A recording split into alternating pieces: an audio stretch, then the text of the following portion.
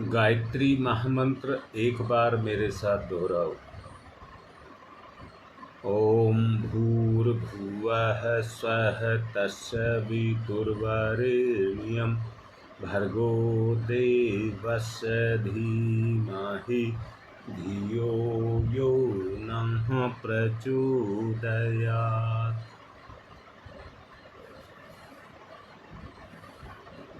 हम सबका जीवन एक साथ दो जगह से जुड़ा हुआ है।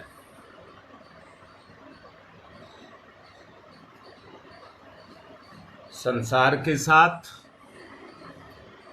और दूसरा चैतन्य आत्मा के साथ। बड़ का पेड़ कितना विशाल होता है,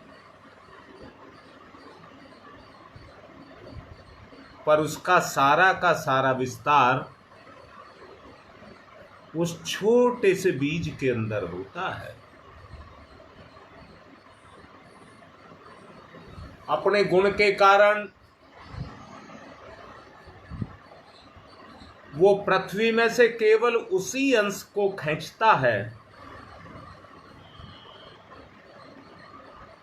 जिसका गुण उसके अंदर है, और तभी अपना विस्तार करता है। ये भगवान ने जीव के विस्तार की प्रक्रिया को निर्धारित किया है।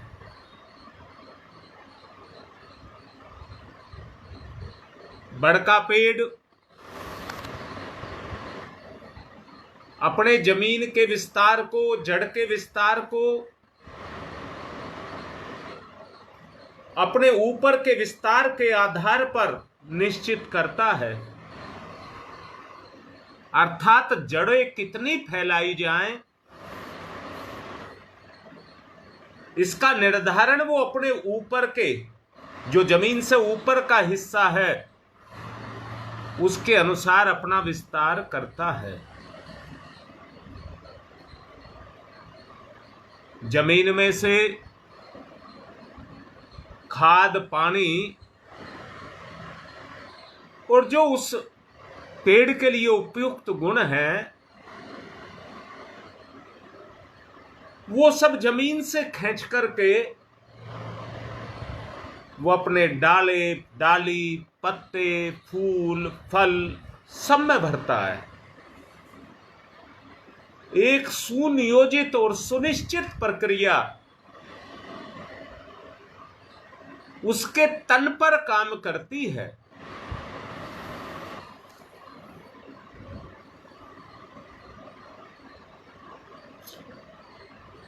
परंतु वहीं पर दूसरी तरफ वो ऊपर से सूरज की रोशनी, उपयुक्त हवा, मौसम की अनुकूलता, जीवन के बहुमूल्य तत्व,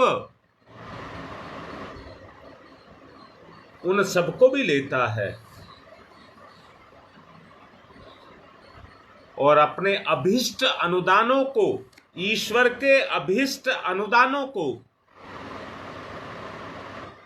पाकर के फलता और फूलता है। उसके जीवन की यात्रा प्रगति की तरफ जा रही है। मनुष्य के जीवन में भी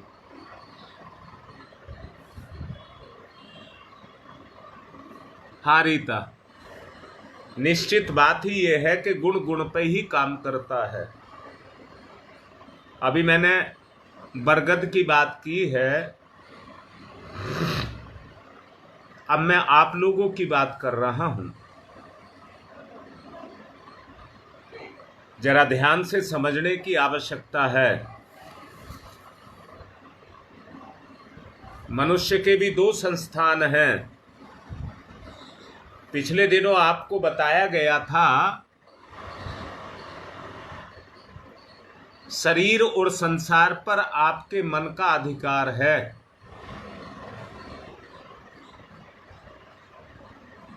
परंतु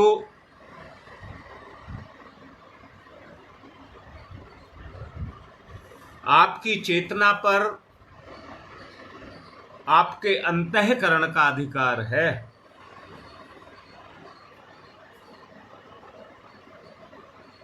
मनय संस्थान के साथ जुड़ी हुई शक्ति अंग अवयवों को सक्रिय करती है, अंग अवयवों को सक्रिय करती है,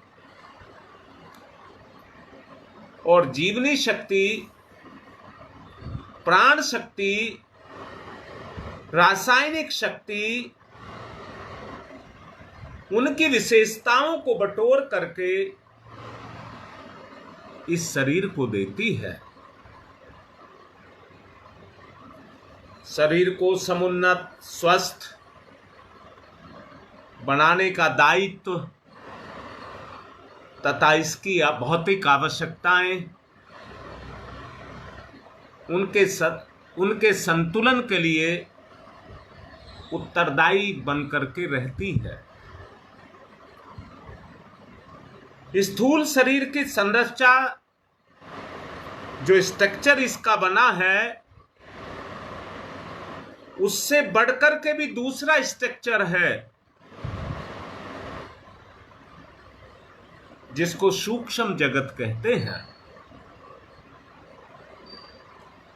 कारण सत्ता तो उस परमात्मा का अजस्र भंडार है,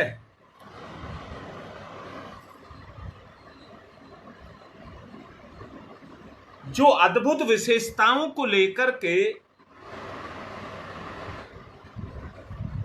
आपके साथ जुड़ा है, लोकवासी है, आपको साथ लेकर के लोकवासी है। आपकी ग्रंथियां, ध्यान देना, आपकी ग्रंथियां अतीन्द्रिय क्षमताओं को अपने अंदर समाई है। मन उसका केंद्र है, बुद्धि उसको संचालित करती है, शक्ति देती है।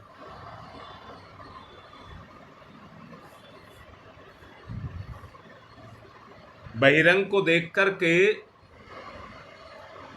जब अंतरंग क्रियाशील होता है तो एक महानता प्रतीत होती है, एक महानता प्रतीत होती है अपने अंदर से।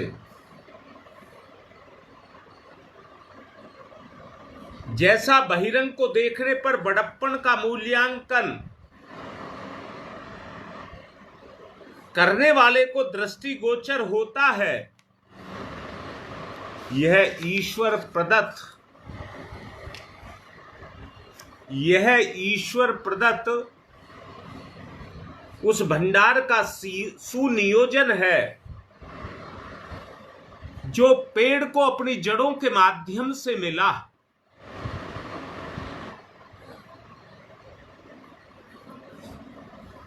आपका अंतराल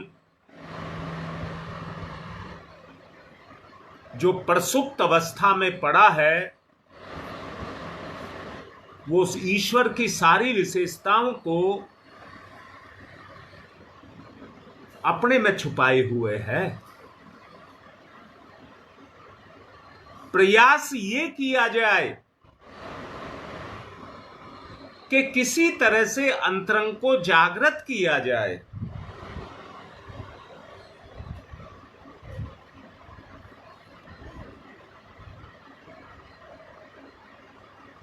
याद रखना, जिस तरह से बीज के अंदर छुपी हुई उसकी सारी विशेषताएं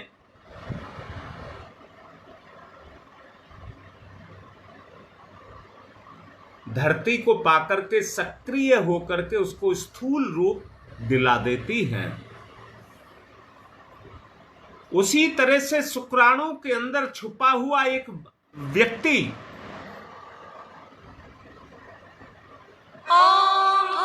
जिसके अंदर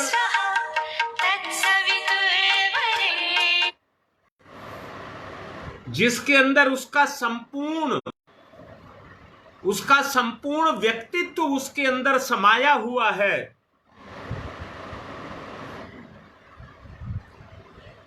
वृक्ष फूट करके निकलता है, उसी तरह से व्यक्ति भी इस संसार में पैदा होता है।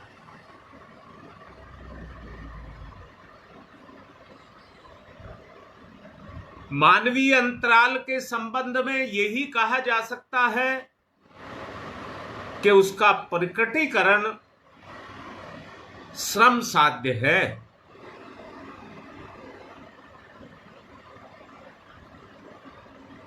क्या इतनी बात से आप मेरी से सहमत हैं? मेरी नहीं, गुरुदेव की है। क्या आप इतनी बात से सहमत हैं?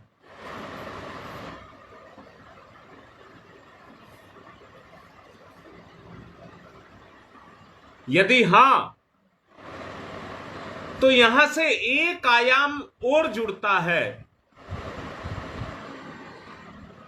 और वो जुड़ता है, ठीक है। अब यहां से सोचिए, एक आयाम जुड़ता है, अपने प्रसुप्त को जागृत करना, अपने प्रसुप्त को जागृत करना, और इसी का नाम साधना है। इसी का नाम साधना है। अब साधना को एक तरीके से मैं और समझाना चाहूंगा।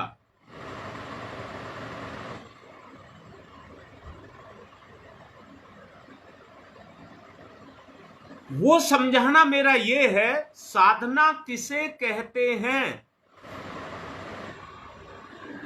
अपने अंदर छुपी हुई कमजोरियों को दूर करना ही साधना है। कल भी मैं कह रहा था, कल भी मैं आपको कह रहा था, जितना भी जप तप स्वाध्याय सत्संग ये सब किया जाता है, इसका और कोई उद्देश्य नहीं है। अपनी बिगड़ती हुई स्थिति का संतुलन बनाने के लिए, जैसे कपड़े पहनने के बाद गंदे होते हैं उनको धोने के लिए, अपने व्यक्तित्व को धोने के लिए साधना की आवश्यकता पड़ती है।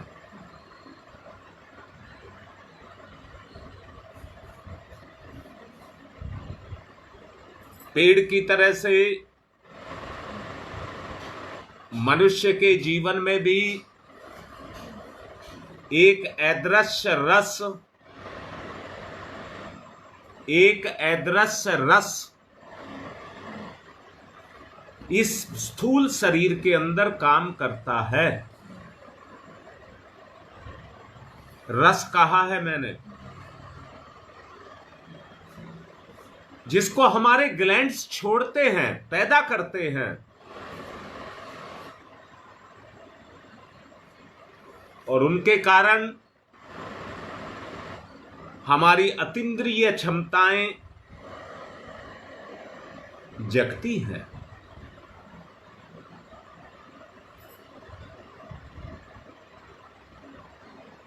बेटा बात तो ठीक है, पर ये इतने से पूरा नहीं होगा जब तक रस जागृत नहीं होगा, अर्थात आपको रस नहीं आएगा। मैं पूछता हूं बेटा, पेड़ पर बाहर आती है, जब घनी सर्दी पड़ती है या घनी गर्मी पड़ती है, तब पेड़ पर बाहर आती है।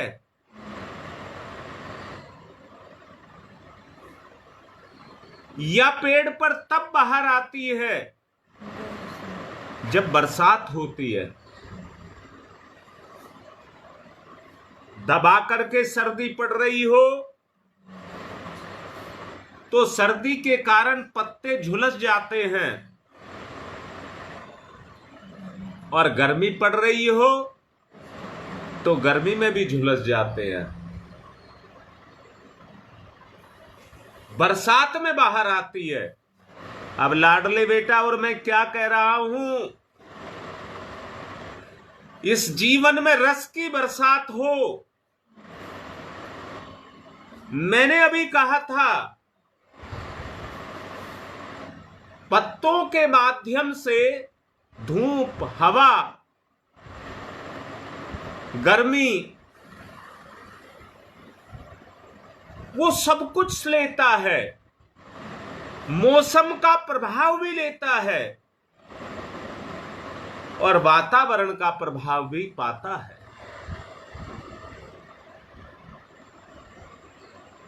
जब पेड़ पर फल आते हैं तो हर डाली लद जाती है, हर डाली लद जाती है। शायद उनमें होड़ लग जाती है, मैं ज्यादा फल दूंगी, मैं ज्यादा फल दूंगी। एक ही पेड़ की बहुत सारी डालियां हैं। वो बहार आपके अंदर आए,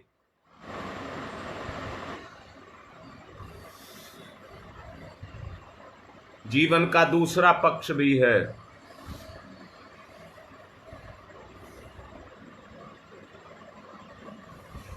एक पक्ष तो ये अभी बताया गया,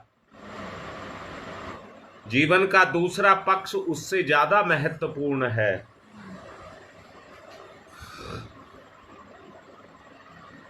बाहर से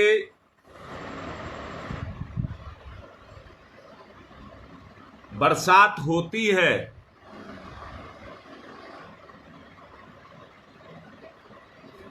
हां बेटा, कुछ कुछ बात ठीक है। परमात्मा का रस या आत्मा का रस और जो जमीन से लिया हुआ रस है, उन दोनों का विलय हो। जब वो हस्तगत होता है,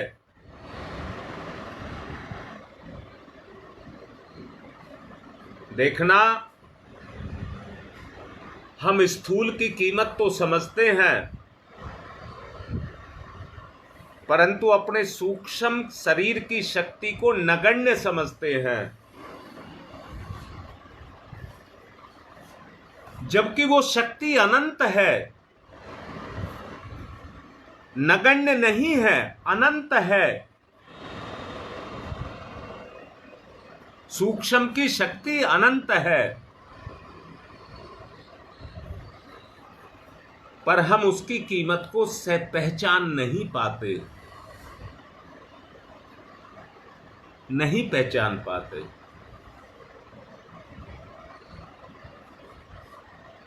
आपने देखा होगा, बरसात के दिनों में तो ठूठ पेड़ भी हरे भरे हो जाते हैं और हरियाली की बढ़ोतरी करने लग जाते हैं। वो अनुकूलता है। ऐसे ही तुम्हें भी परमात्मा की अनुकूलता जब मिलेगी, तुम्हें भी परमात्मा की अनुकूलता जब मिलेगी, वो कब मिलेगी? जब स्थूल और सूक्ष्म दोनों का विलय आपस में होगा। जीवन सज धज करके तैयार होगा। हवा, वातावरण, परिस्थिति, सब क्षेत्र जीव के अनुकूल होंगे। इस जीव के अनुकूल होंगे तो इस जीव के जीवन में बाहर आएगी।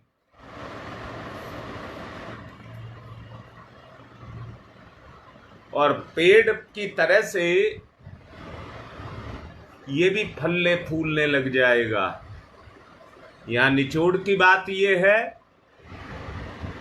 फलने फूलने का मतलब है वो गुण सक्रिय हो जाएंगे जो अभी सोए हुए हैं।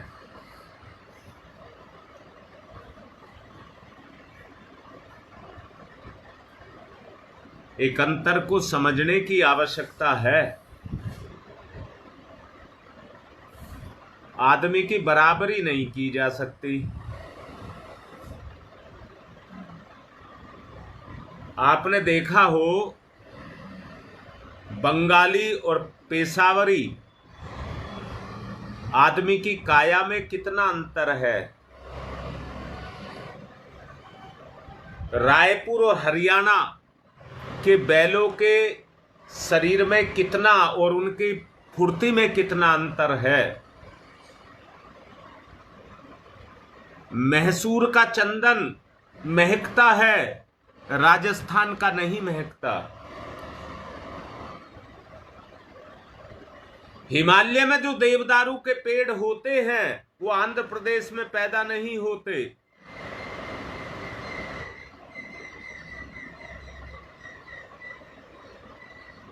ये एक अंतर है। इस अंतर को हमको समझना पड़ेगा। स्थान का अपना प्रभाव है। मूल बात ये आती है जब आप पर रस आने लग जाए, मूल बात ये है कि आपको अपने गुण को जगाना है। हर हालत में आपको अपनी स्थिति को उस परिस्थिति में लेकर के जाना है।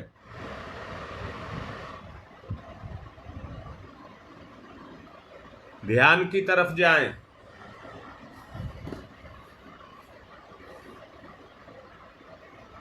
ध्यान मुद्रा।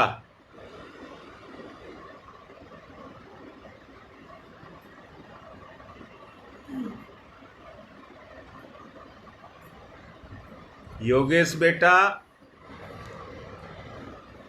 चेतना पर चेतना की गति होती है।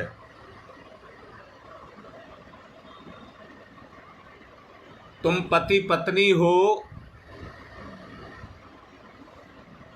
कल और अच्छे से समझाऊंगा।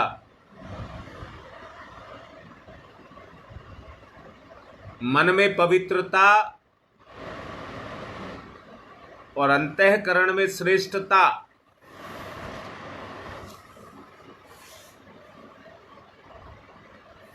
पति पत्नी का संबंध अगर अच्छा हो जाए तो श्रेष्ठता और पवित्रता का अनन्य संबंध है। दोनों एक दूसरे के गुणों को जगाना शुरू कर दोगे। बस आज इतना ही समझ लीजिए।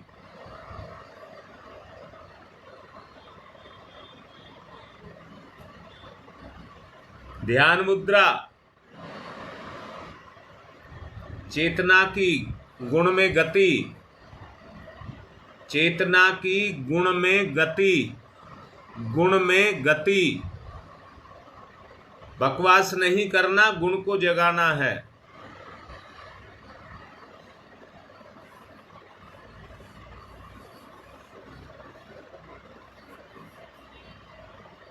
गुण जागृत।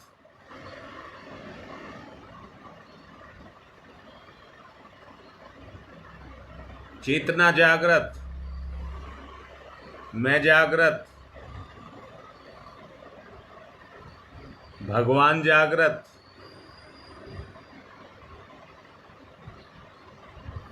ओ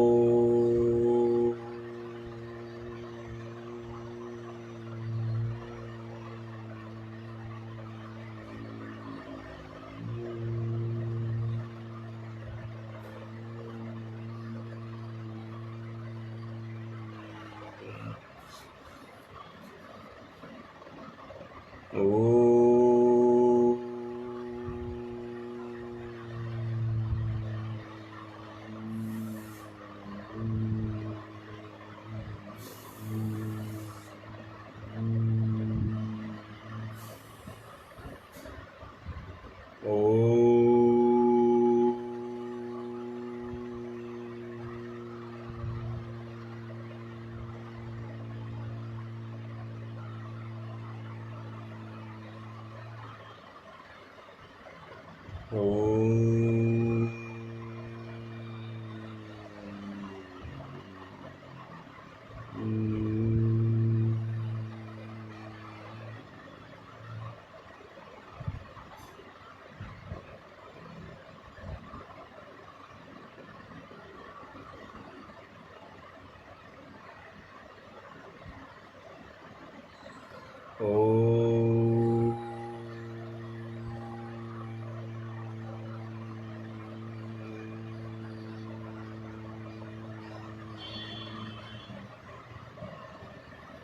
ईश्वरीय सत्ता सूक्ष्म लोक को प्रभावित कर रही है, जीवन का परिवर्तन कर रही है, सोच को बदल रही है, कर्म करने की पद्धति को बदल रही है।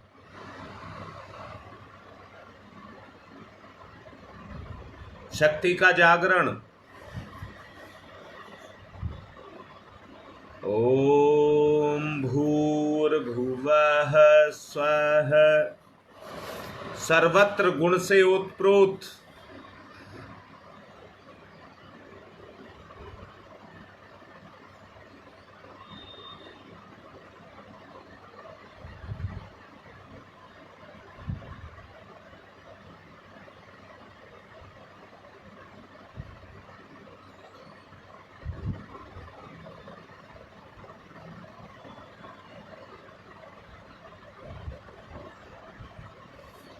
गुण का जागरण।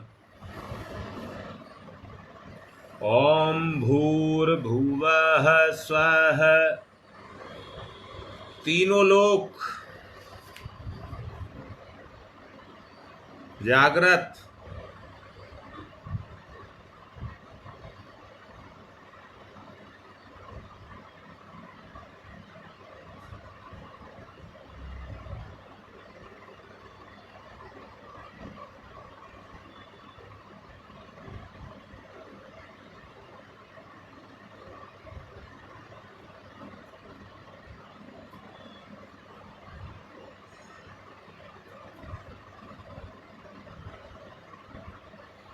तस्य वितुर्वरेण्यम्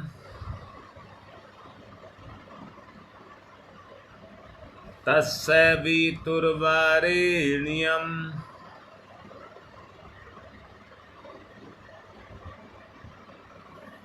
तस्य वितुर्वरेण्यम्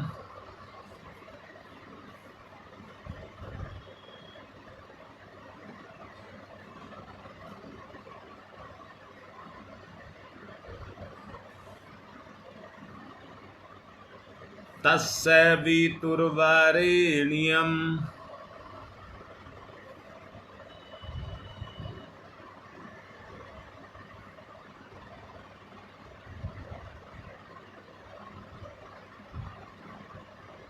तस्य वितुर्वरेण्यम्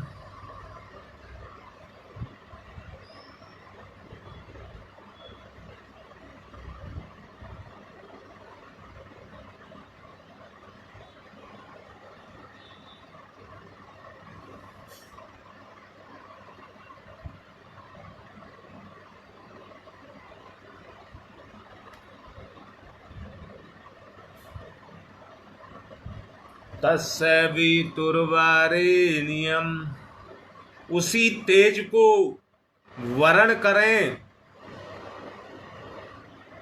जो आपके उस रस को जगा दे।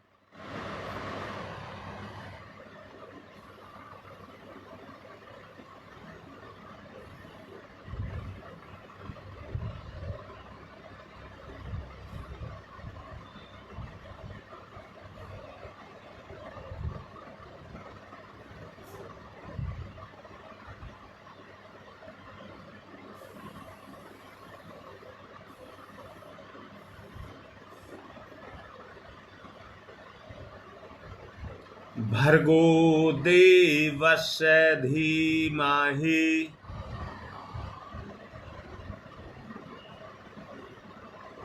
भर्गो देवस्य धीमहि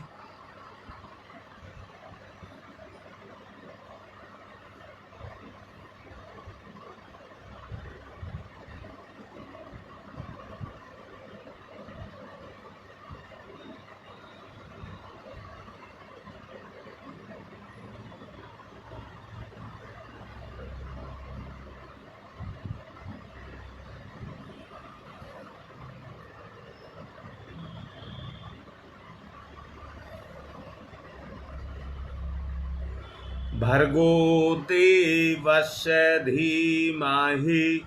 ओतप्रोत गुण का जागरण महसूस करेंगे, अंदर से गुण का जागरण, शक्ति जागृत, स्वभाव जागृत,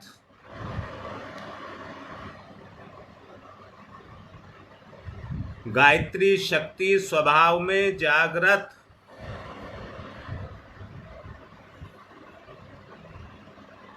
मेरी विशेषताओं का जागरण,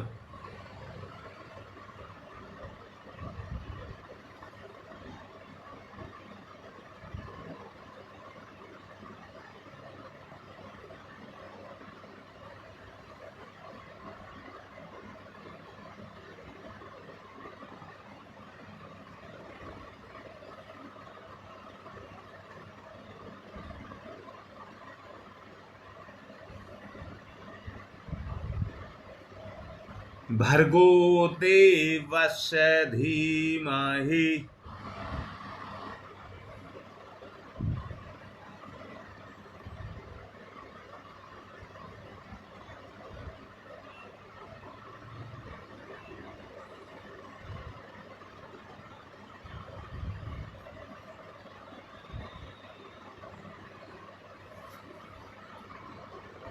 धियो यो नः प्रचोदयात्।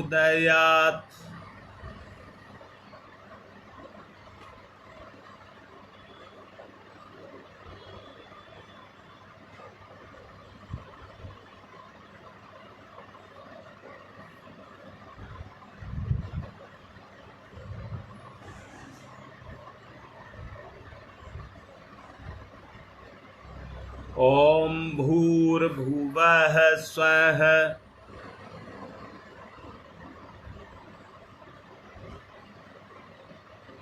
तत्सवितुर्वरेण्यम्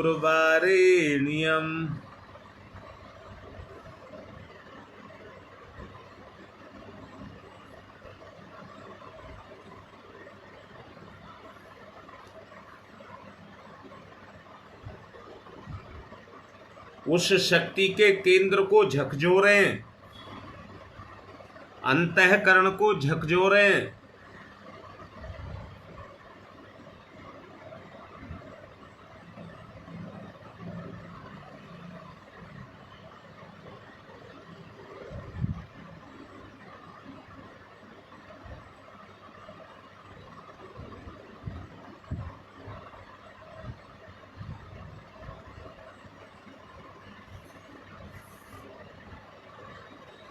भर्गो देवस्य धीमहि। जैसे फूल फूट करके निकलता है, वैसे ही भर्गो देवस्य धीमहि।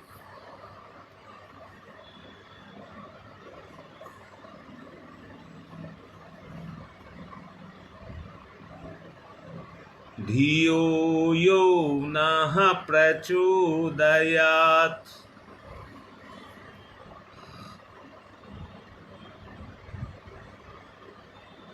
धियो यो नः प्रचोदयात्।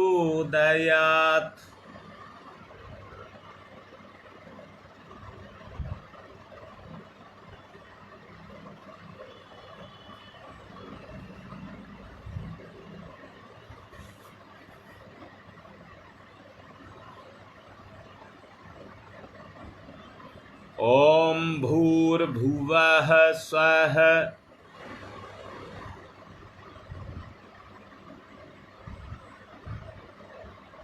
पकड़िए उसको, अंतःकरण से पकड़िए। प्रयास, गुण का जागरण, यही मुख्य तत्व है।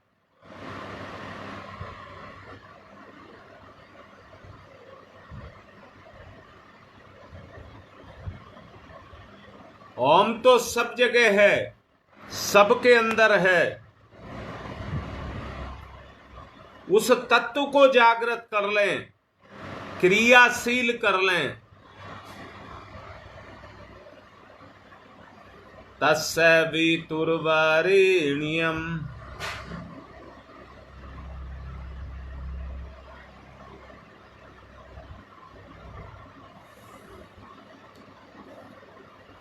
भर्गो देवस्य धीमहि ओत्प्रोत।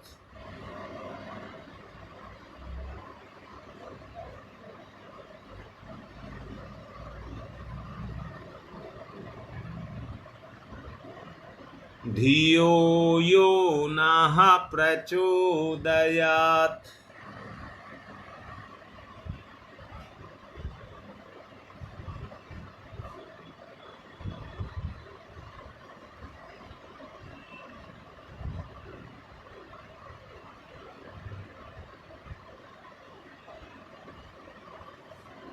धियो यो नः प्रचोदयात्।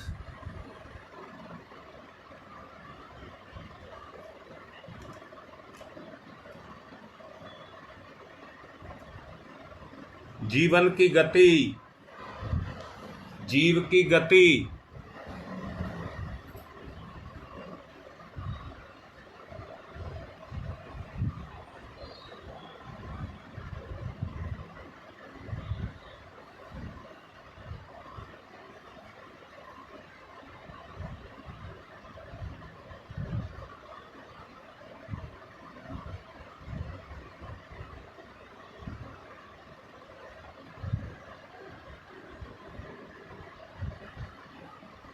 गति।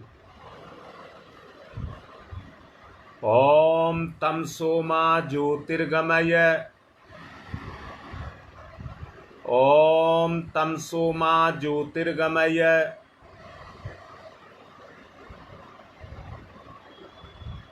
तमसो मा ज्योतिर्गमय।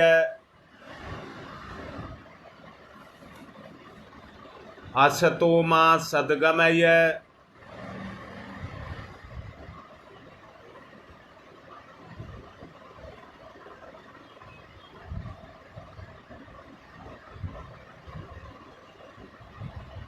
असतो मा सद्गमय।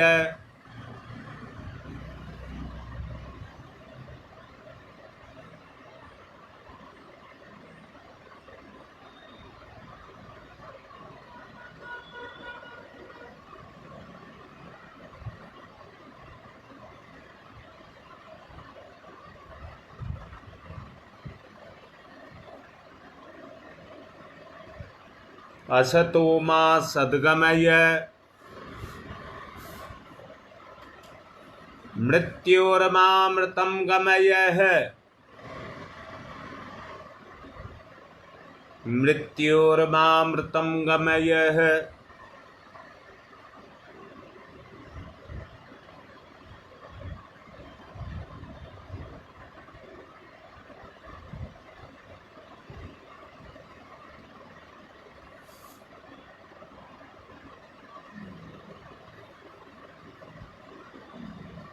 मृत्योर्मामृतं गमय।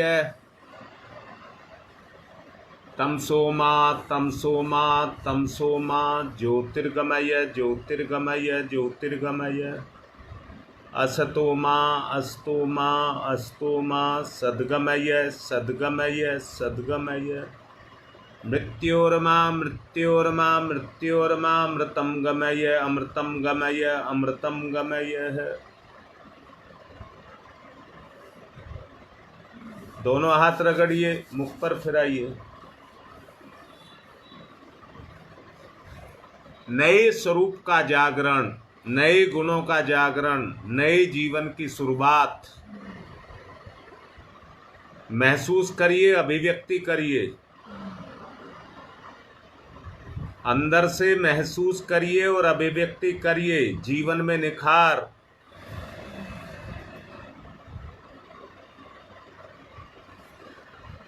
अपना अनुभव लिखिए।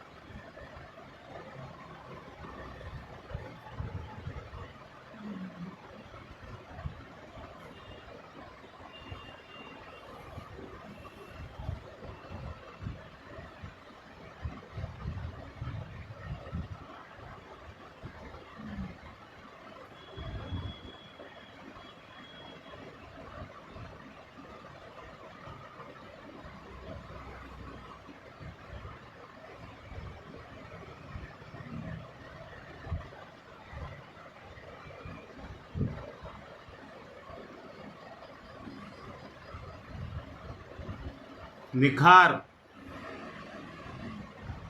अभिव्यक्ति, अनुभव लिखिए।